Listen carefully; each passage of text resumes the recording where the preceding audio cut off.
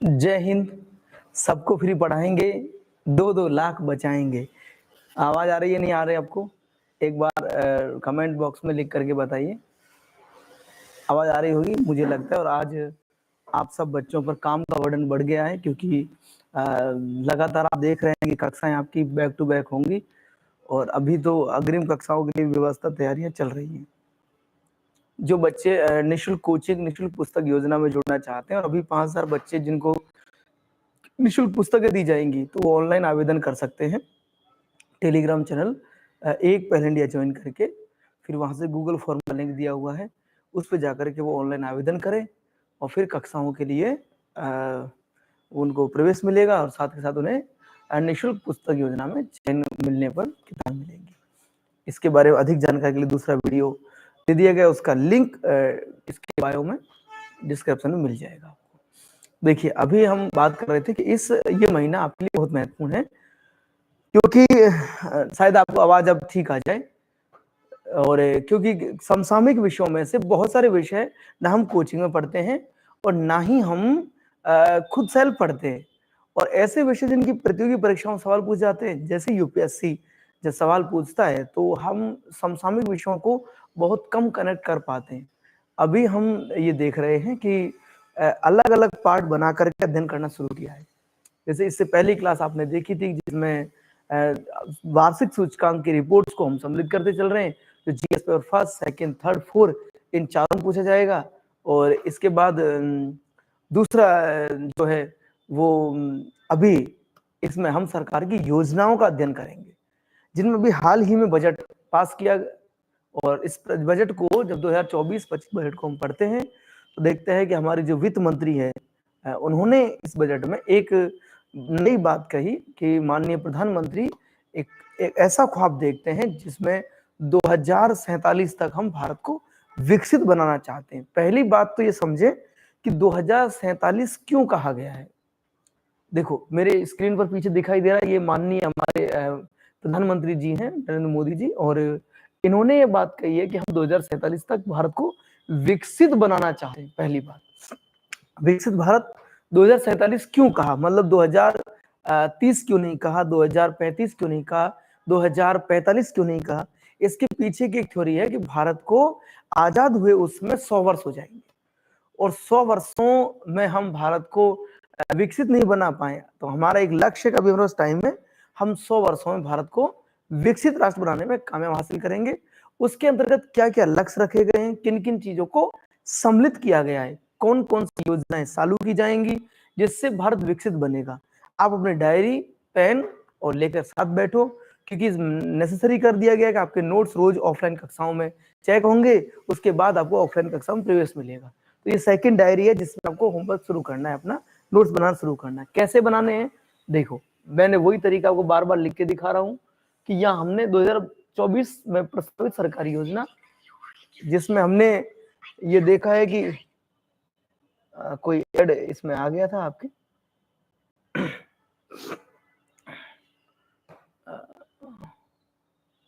हाँ, विकसित भारत 2047। अब हम ये देखेंगे अर्थ, दृष्टि और उद्देश्य, इसका पंजीकरण कैसे होगा, ये सारा देखना है। हमने यहाँ से रीड करना प्रारंभ किया और हम इसे देख रहे हैं कि पहली लाइन लिखी है कि वित्त मंत्री हमारी कौन है, निर्मला सीतारमण है, जिन्होंने 23 जुलाई 2024 को प्रस्तुत किए जाने वाले आगामी पूर्ण बजट 2024-25 के साथ विकसित भारत की ओर ध्यान केंद्रित आकर्षित किया और विकसित भारत के लक्ष्य को प्राप्त करने के लिए व्यापक रोड मैप 2024-25 में तैयार किया जाएगा। उन्होंने ये बात कही है, जो मैंने अंडरलाइन कहा है, इसमें से केवल देखने वाली बात क्या है, मंत्री सीतारमण, और जिन्होंने 2024-25 में भारत विकसित कैसे बनेगा उसका रोड मैप तैयार करके दिया जाएगा। इस अंतरिम बजट 2024 में वित्त मंत्री सीतारमण, निर्मला जो सीतारमण है, 2047 तक विकसित भारत के लिए प्रधानमंत्री नरेंद्र मोदी के विजन को बताया। देखो, यहाँ एक बात है कि भारत को कैसा भारत होना चाहिए। अब तक हम पढ़ते आ रहे हैं कि गांधी जी के सपनों का भारत, नेहरू जी के सपनों का भारत, डॉक्टर अम्बेडकर के सपनों का भारत। हम इसे ये कह सकते हैं कि ये जो विजन है वो मोदी जी के सपनों का भारत है। इसको हम सीधे शब्दों में समझना चाहें तो भारत के जो यशस्वी प्रधानमंत्री हैं, नरेंद्र मोदी जी, उनके सपनों का भारत है। ये वो ख्वाब देख रहे हैं कि आने वाले 100 वर्षों में मैं भारत को विकसित भारत की ओर ले जाना चाहता हूं। अपने अंतरिम बजट 2024 के भाषण में उन्होंने उल्लेख किया कि सरकार सर्वव्यापी, सर्वांगीण और सर्व समावेशी विकास की दिशा में काम कर रही है। यहाँ 3 शब्द यूज किए गए हैं। एक तो कौन कौन सा? सर्वव्यापी, सर्वांगीण और सर्व समावेशी, इनकी ओर, विकास की ओर काम कर रही है, जिसमें प्रमुख अब किन किन को वरीयता मिलेगी विकसित भारत में, ये देखना। 4 इसके मूल स्तंभ बताए गए हैं। नंबर 1, इसका मूल स्तंभ कौन है? गरीब। इसका मूल सेंटर बिंदु रहने वाला है कि हम किन के लिए काम करेंगे? गरीबों के लिए काम करेंगे, जो लोग पीड़ित हैं, गरीब हैं, उनके लिए काम करेंगे। महिलाएं, देखिए महिलाएं चैप्टर यूपीएससी में हर जगह है, जैसे GS paper first, second, third, fourth, महिला सशक्तिकरण, ये सारी चीजें आपने देखी हैं। तो गरीब, महिलाएं, युवा, अब ये आपकी बात आ गई है कि आपके लिए, क्योंकि दुनिया के सबसे विकसित, सबसे युवा जो राष्ट्र हैं उनमें भारत पहले स्थान पर है, सर्वाधिक युवा है भारत में।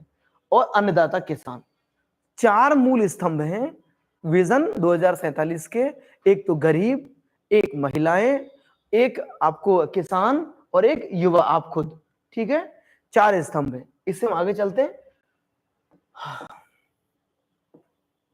किन किन विषयों को इसमें प्राथमिकता मिलेगी? अब मेरी तरह सेम लिखेंगे और याद रखेंगे। देखो, विकसित भारत 2047 में सबसे पहले कृषि में उत्पादकता और लचीलापन लाया जाएगा। सबसे पहला बिंदु है कि कृषि जो है उसमें उत्पादकता को बढ़ाया जाएगा और उसमें लचीलापन लाया जाएगा, रोजगार और कौशल का सृजन किया जाएगा। दूसरा बिंदु रखा गया है रोजगार और कौशल। जैसे अभी आपने कौशल, युवा कौशल दिवस मनाया था, तो इसको लेकर के समावेशी मानव संसाधन विकास और न्याय, सामाजिक न्याय जो है उसका उत्थान करेंगे हम। इसमें विनिर्माण सेवाएं, शहरी विकास, ऊर्जा सुरक्षा, आधारभूत संरचना, नवाचार, अनुसंधान और अगली पीढ़ी के लिए सुधार, ये उद्देश्य लेकर के हम बढ़ेंगे।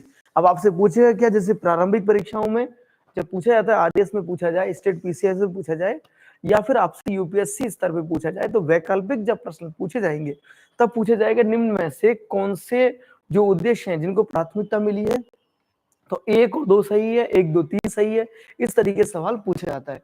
तो हमें ये बिंदुवार एकदम से ध्यान रखना है कि हमसे क्या पूछा जाए। इसके बाद विकसित भारत 2047, इसका अर्थ यहाँ एक साइड में हमने वो जानकारी के लिए लिख दिया है कि विकसित भारत शब्द का अर्थ है कि विकसित भारत 2047 में अपनी 100वीं, जो मैंने अभी बताया, स्वतंत्रता जो दिवस आएगा तब तक भारत 100 साल हो जाएंगे, तक देश को एक विकसित इकाई में बदलने के लिए सरकार के दृष्टिकोण का प्रतिनिधित्व करता है। सरकार की ऐसी सोच है, मानसिकता है कि वो 2047 में जब हम 100 वर्ष पूरे कर चुके होंगे तो भारत को कैसा बना दे? विकसित। इसके मुख्य 4 स्तंभ रहेंगे, युवा, गरीब, महिलाएं और अन्नदाता। विकसित भारत के लिए घोषणाएं क्या की गई हैं, ये देखना है। देखो, विकसित भारत के लिए घोषणाएं, पूर्वोदय योजना, एक तो योजना कौन सी दी गई है? पूर्वोदय। हम इसे थोड़ा ध्यान से देख लें, आपको दिखाई दे रहा है या नहीं? मैं थोड़ा इसको जूम कर देता हूं, अब आपको समझ में आ जाएगा, अब शायद आपको साफ भी दिखेगा। देखिए, पूर्वोदय को लेकर के सरकार भारत के पूर्वी क्षेत्रों के सर्वांगीण विकास के लिए एक योजना, जिसका नाम क्या है? पूर्वोदय, तैयार करेगी, जिसमें झारखंड, कौन कौन से राज्य होंगे? झारखंड, बिहार, उड़ीसा, पश्चिम बंगाल और आंध्र प्रदेश शामिल होंगे। पूर्वोदय योजना जो है उसमें कौन कौन से राज्य सम्मिलित हैं? झारखंड, बिहार, उड़ीसा, पश्चिम बंगाल और आंध्र प्रदेश। इनमें बुनियादी ढांचे, जिनमें कौन? मानव संसाधन विकास, आर्थिक अवसरों के सृजनों को शामिल किया जाएगा, ताकि इस क्षेत्र को विकसित भारत के लक्ष्य को प्राप्त करने का इंजन बनाया जा सके। ये वो राज्य हैं जो पिछड़े हुए हैं, इन पर पूरी तरह ध्यान दे करके इनको सबसे आगे लाया जा रहा है, ताकि विकसित बन सके और हमारे इस विकास की गति को अग्रिम बढ़ा करके हम आगे बढ़ा सके। देखो, इसके बाद में यहां दूसरा है, हाँ, लघु रिएक्टरों की स्थापना।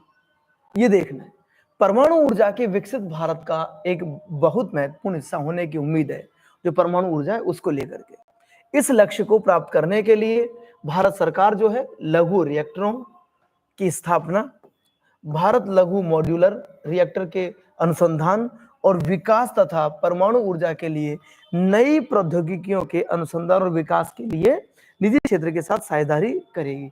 भारत सरकार चाहती है कि नया इन्वेस्टमेंट बढ़े, नई चीज डेवलप हो, लेकिन यहाँ एक बात दी गई है क्या, लघु मॉड्यूलर को लेकर के हम आगे बढ़ेंगे, इस बात का ध्यान रखेंगे। तो आप लोग क्या करें, नोट करके रखेंगे दो योजनाएं, एक तो पूर्वोदय और एक लघु रिएक्टरों की स्थापना। मैंने यहां से बताया आपको, इस तरीके से डायग्राम के साथ आप आगे बढ़ते रहना ताकि नोट्स बनाने में आपको दिक्कत नहीं होगी। विकसित भारत 2047 के उद्देश्य और महत्व है। मोदी जी के नेतृत्व में देश आगे बढ़ रहा है। देखो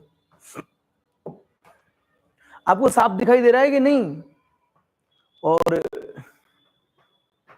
क्लियर नहीं दिख रहा है, सीमा का कमेंट आया है क्लियर नहीं दिख रहा है, तो क्लियर ना दिखने के पीछे की थ्योरी क्या है?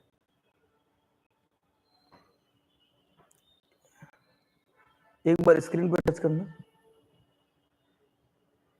एक बार उंगली लगाओ, एक बार मैं इससे नहीं, ज्यादा बार मत टच करो।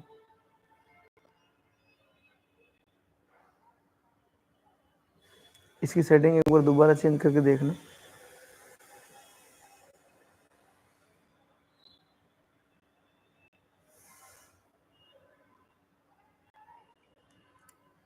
अमन छिपा कौन है क्लास में? अमन छिपा, अमन छिपा का एक शब्द है, उसका स्क्रीनशॉट ले लेना। अरे यार ये क्लास ऑफलाइन होनी चाहिए थी।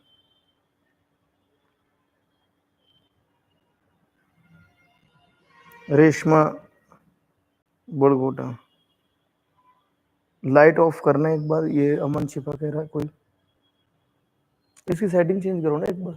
जो वैसे मतलब तुमने देखा नहीं था, तो मैं खुद ही देख रहा हूँ, तुम्हें खुद चेक करना चाहिए बच्चों का।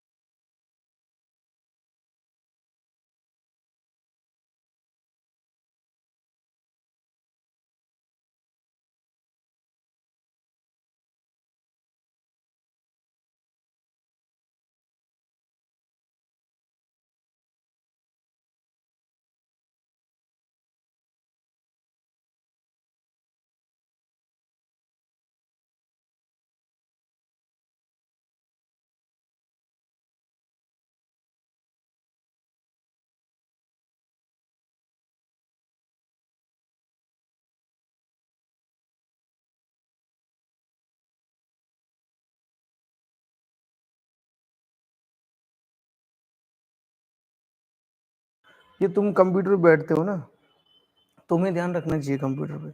अब साफ दिखाई दे रहा है आपको? वो तो मैंने मोबाइल में चेक कर लिया है, सामने स्क्रीन पे देखो। बच्चों को तकलीफ ही इतनी होगी नहीं वो। जय हिंद, आवाज आ रही है? अब बच्चों, पिछले वाले में दिखा नहीं होगा। हाँ, उद्देश्य और महत्व को हम बात कर रहे थे।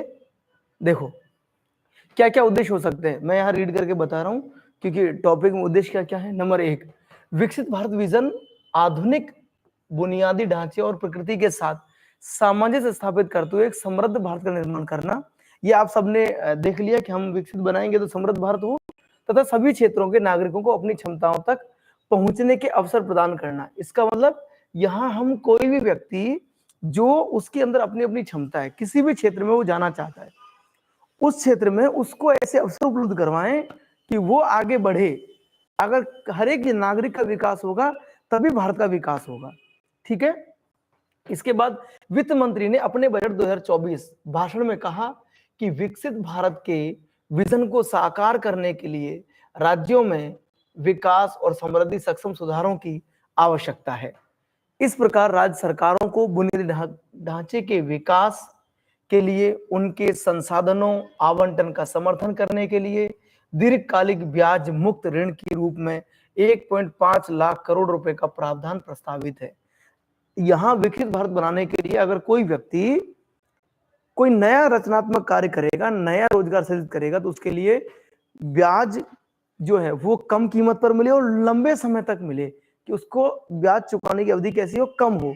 इस बात का उल्लेख उसने अपने भाषण में कहा कि ये हमें कहां से मिले, एमएसएमई जो आपने सुना होगा, एमएसएमई जो लोन हम लेते हैं बढ़ने और प्रतिस्पर्धा में मदद करना भी विकसित भारत रोडमैप का एक हिस्सा होगा। तो राज्यों को यह निर्देशित किया गया है कि वो कम कीमत पर लोन दें, दूसरा लंबे समय के लिए दें। 11 दिसंबर 2023 को प्रधानमंत्री ने वीडियो कॉन्फ्रेंस के जरिए विकसित भारत 2047 युवाओं की आवाज लॉन्च किया था।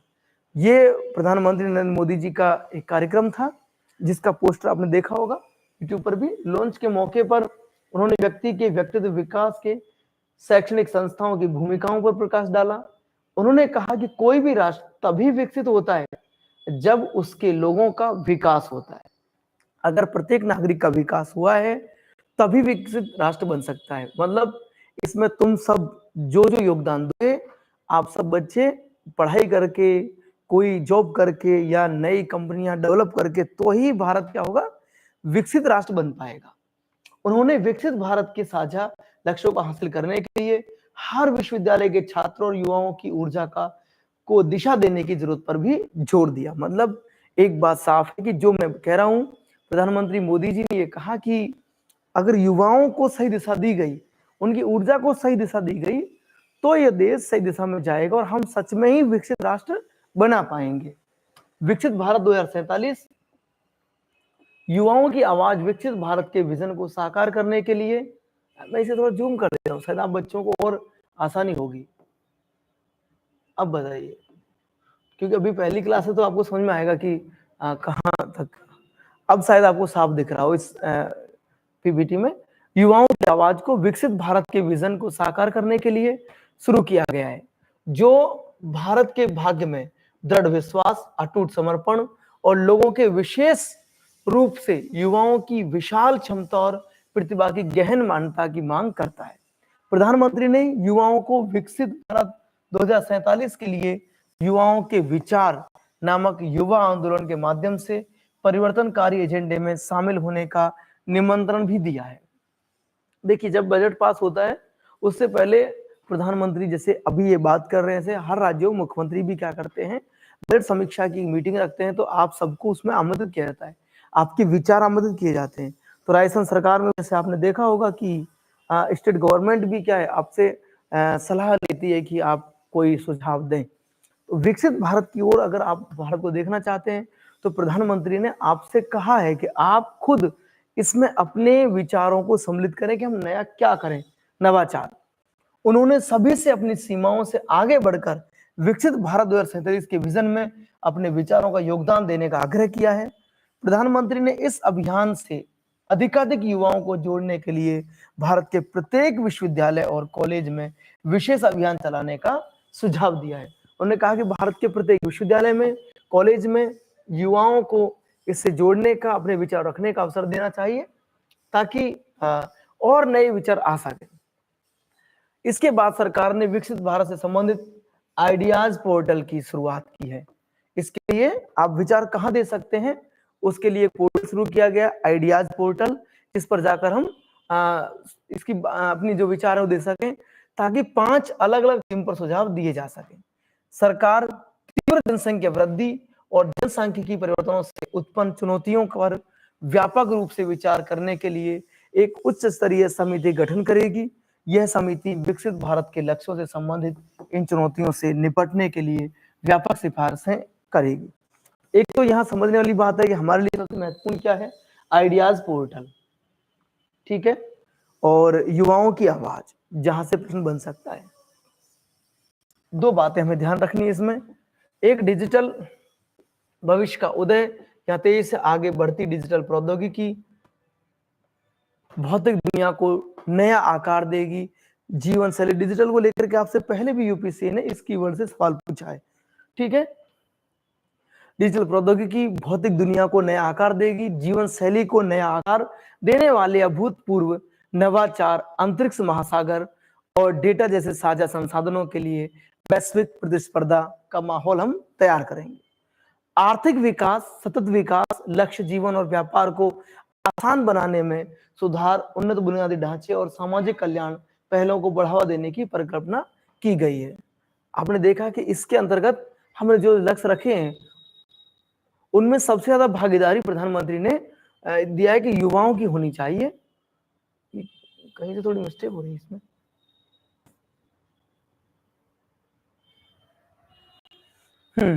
तो यहाँ विकसित भारत 2047 कैसा विकसित भारत होना चाहिए, तो यहाँ हमने ये कुछ पॉइंट लिखे हैं जो आपसे पूछे जा सकते हैं।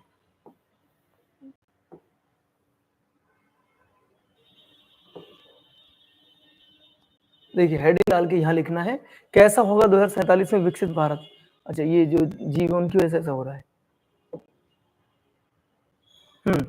विकसित भारत 2047 स्वतंत्रता के 100वें वर्ष यानी 2047 तक भारत को एक विकसित राष्ट्र के रूप में बदलने का एक विजन है। इस विजन में विकास के विभिन्न पहलुओं को शामिल किया जाएगा, जैसा कि आर्थिक विकास, पर्यावरणीय स्थिरता, सामाजिक प्रगति और सुशासन, ताकि 2047 तक भारत को एक विकसित राष्ट्र बनाया जा सके। यहाँ सभी बच्चों को एक बात ध्यान देने वाली है कि शब्दों को ध्यान रखना कि इसमें कौन कौन से लक्ष्य सम्मिलित हैं। एक तो आर्थिक विकास, पर्यावरणीय स्थिरता, सामाजिक प्रगति और सुशासन, ताकि 2047 तक भारत को विकसित बना सके। इन कीवर्ड से भी सवाल आपसे पूछा जाएगा। अब इसमें इसके बुलेट पॉइंट्स निकाल के यहां लिख दिए गए हैं कि आर्थिक विकास, हमने यहां लिखा, एक विकसित भारत की अर्थव्यवस्था लचीली और मजबूत होनी चाहिए जो अपने नागरिकों को अवसर और उच्च जीवन स्तर प्रदान कर सके। अर्थव्यवस्था को उद्यमिता, नवाचार और प्रतिस्पर्धात्मकता के आधार पर ही 21 सदी की चुनौतियों का सामना करना सक्षम होना चाहिए। पर्यावरण स्थिरता, इस पॉइंट का स्क्रीनशॉट ले लेना आप, ताकि आप लिखोगे तब आपको आसानी होगी। भारत में जैव विविधता और प्राकृतिक संसाधनों को संरक्षित करने के लिए एक विकसित भारत में स्वच्छ और हरित वातावरण होना चाहिए। भारत कैसा होना चाहिए, और पर्यावरण को पुनर्स्थापन, संरक्षण और लचीलेपन के आधार पर जलवायु परिवर्तनों के प्रभावों को कम करने में सक्षम होना चाहिए। देखिए कई बार टॉपिक्स मिलते हैं, जैसे पिछली बार पूछा गया कि 21 सदी के भारत के सपने कैसे होने चाहिए। 21वीं सदी के भारत के सपने अलग हैं, प्रधानमंत्री जी मोदी जी के सपने अलग हैं। उनके सपनों के हिसाब से ये भारत कैसा होना चाहिए या उन लक्ष्यों के आधार पर हम आगे बढ़ रहे हैं। सामाजिक प्रगति जो पॉइंट था वहां, एक विकसित भारत में एक समावेशी और सामंजस्यपूर्ण समाज होना चाहिए जो अपने सभी नागरिकों की गरिमा और कल्याण सुनिश्चित करे। समाज को न्याय, समानता और विविधता के आधारित भारत की सांस्कृतिक विरासत का जश्न मनाने और उसका सम्मान करने में सक्षम होना चाहिए। सुशासन, यह अगला अंतिम पॉइंट था। एक सुशासन प्रणाली वह है जहां विश्वसनीय डेटा एकत्र करने, सुधार के लिए क्षेत्रों का विश्लेषण करने और टीम वर्क, चिंतन, सहानुभूति और परामर्श के आधार पर देश को बेहतर बनाने के लिए तेजी से कार्य करने का प्रावधान होगा।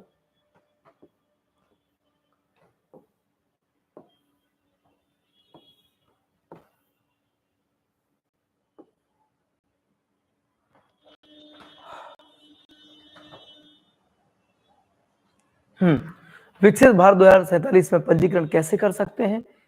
2047 तक विकसित भारत को आकार देने के लिए, 2047 के विजन को प्राप्त करने के लिए विचार और सुझाव देने के लिए एक समर्पित वेब पोर्टल स्थापित किया गया है। विकसित भारत के लक्ष्यों को प्राप्त करने के लिए पंजीकरण, सुझाव के विचार प्रदान करने के लिए हम क्या करें, देखो उसके कुछ चरण हैं जिनको आप चरणबद्ध तरीके से नोट कर लेंगे, क्योंकि यह भी आपके लिए महत्वपूर्ण है। पहला कि माई गवर्नमेंट पोर्टल जो है उस पर आप जाएं, उसका प्रथम चरण है। विकसित भारत, सेकंड चरण में विकसित भारत के लिए अपने विचार साझा करें, बटन पर क्लिक करें। ऐसा एक बटन दिया हुआ है। नंबर 3, अपना नाम, मोबाइल नंबर, ईमेल आईडी दर्ज करें और ओटीपी के साथ लॉगिन बटन पर क्लिक करें। आप जब ये करेंगे तो देखेंगे अगला पॉइंट है, अपने मोबाइल ईमेल पर आप ओटीपी दर्ज करें और सबमिट करें। 5वां, छात्र या गैर छात्र के रूप में भागीदारी का चयन करें। आप छात्र हैं तो ये बताएं उसमें, और अगर गैर छात्र तो आप ये बताएं। आवश्यक विवरण जैसे शिक्षा, व्यवसाय, नाम, लिंग, आयु, मोबाइल नंबर, ईमेल पता दर्ज करें और पुष्टि करें, आगे बढ़ें और बटन पर क्लिक करें। ये आपसे पूछेगा जब आप अपना विचार साझा करना चाहेंगे। इसके बाद है कि अपने 6वां चरण है, अपने विचार साझा करने के लिए एक या अधिक विषयों का चयन करें। भारत को एक विकसित राष्ट्र बनाने तथा इसे प्राप्त करने के लिए अपने विचार या सुझाव प्रदान करें और सबमिट करें। 2047 तक विकसित भारत को आकार देने के लिए, 2047 विजन को प्राप्त करने के लिए सुझाव देने के लिए एक समर्पित वेब पोर्टल स्थापित किया गया है। यहां तक हमने इसे देखा।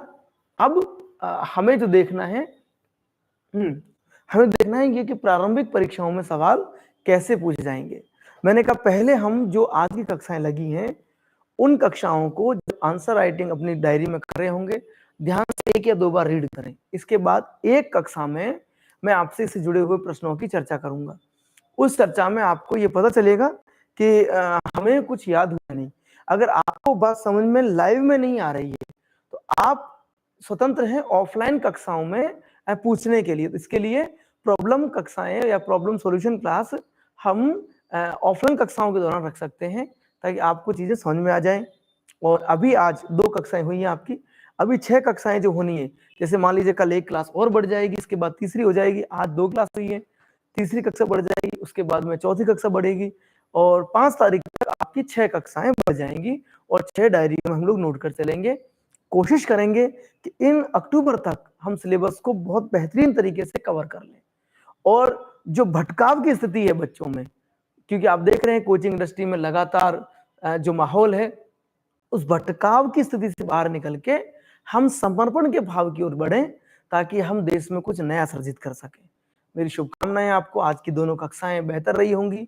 समझ में नहीं आया हो तो आप दोबारा पूछें, लेकिन जो कक्षाएं लग रही हैं उनकी डायरियों में अगर आपने नोट्स बनाना शुरू नहीं किया है तो ऑफलाइन कक्षाएं आपकी रुक जाएंगी, क्योंकि हम केवल पढ़ाई की बात करेंगे, हमें दूसरी किसी बात से कोई सरोकार नहीं है। जिन बच्चों को किताबें नहीं मिली हैं या उन्हें टोकन नहीं लिया है उनको आप सूचित करेंगे, वो ऑनलाइन आवेदन कर दें। गूगल फॉर्म का लिंक, टेलीग्राम चैनल का लिंक और जो पुस्तकें कैसे मिलेंगी उसका बायो में लिंक आपको अभी उपलब्ध करवा दिया जाएगा। खुश रहिए, सबको फ्री पढ़ाएंगे, 2-2 लाख बचाएंगे। जय हिंद।